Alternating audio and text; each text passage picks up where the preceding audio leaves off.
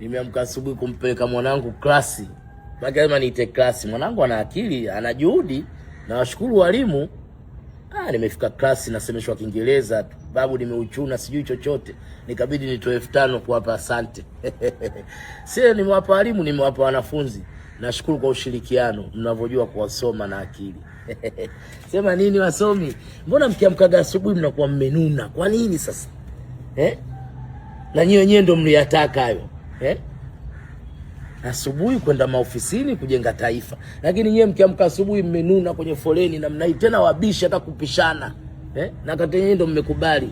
Jump no position, Mission Town kumekucha ekaeka. Lakini mmenuna. Au na kwa kwenda huko una uhakika nako. Unakuwa tu umekurupuka tu mradi mtaani wajua umetoka. Kwani usiyakubali haya maisha? Sio na mimi nimempeleka mwanangu nimerudi. Sasa hivi naanza kulala miguu imenipauka hii na vumbi. Sio unajua napakaga mafuta ya nazi babu. Sio unaona miguu yangu nimesurubika wewe ujana wangu. Unaona miguu hii? Usione miguu labda frame au kuna labda sinema unayo wewe ambao muoga. Mimi nilikuwa ukweli si muoga ndio maana mpaka miguu ikafikia hivi. Wote heshimiane nyinyi wasomi. Hapo sisi tunayakubali maisha ya ujinga. Wewe huwezi kuonyesha mguu wako kama una chuma hivi, unaona? Mguu una chuma, unaona? Ulikatwa kote huko. Unaona chuma hichi mbili mwaka mmoja, unaona? Kwa asubuhi lazima upauke chuma kile kinanyekenya baridi. Acheni ushamba. Babu miguu naanza kuzeekea miguuni. Miguuni? Wewe nimepigana vita vya Vietnam. Wewe kipindi cha vita vya Vietnam ulikuwepo wewe. Shauri zako mshamba. Ya somi ndo nafutaga maneno asubuhi. Nashuka pale shuleni Olimpio pale. Mtu eti na gari lake pwe vipi? Babu mbona miguu imepauka? Wewe unaweza kumuuliza mwanaume mwenzio miguu imepauka asubuhi. Wasomi mna mitihani ya elimu na akili. Sema nini? Tupambane wasomi. Acheni uvivu kuamka asubuhi. Nyinyi wenyewe ndio mmeomba ajira. Wewe mwenyewe ulikuwa unawasumbua watu, nipe connection, nipe haya. Umepewa connection ya kufika mjini, kuamka tena uwezi, unakuwa mzito. Wasomi mnaikaeka sana. Na nimegundua sasa hivi ukiona msomi uko na mwenzie kwenye gari wamenuniana, ujue mmoja kashamzalia mwenzie nje. Yaani mimi sijaongea sana. Nikamwambia wewe si uko na familia, lakini tangu tutoke kwenye foleni mimi nakuchunguzeni mmenuniana. Kuna mmoja kashamzalia mwenzie nje.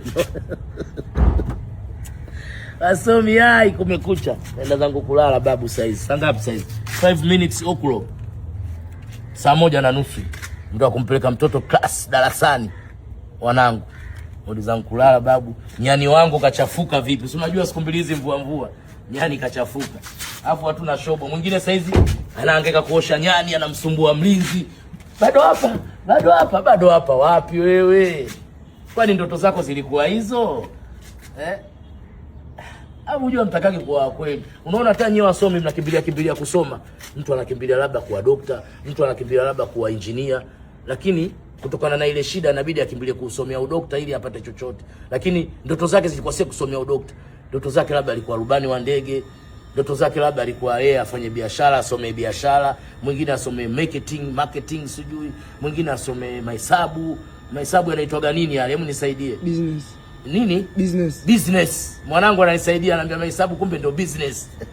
Lakini unajikuta sasa unakimbilia kwenye udokta au unakimbilia kwenye section yoyote ile, lakini si ndoto zako kutokana na ile shida imekubana. Ushasoma umemaliza. Hujui pa kwenda wapi. Ndio tena unarudia tena bwana ngoja nisome hichi ili upate haraka.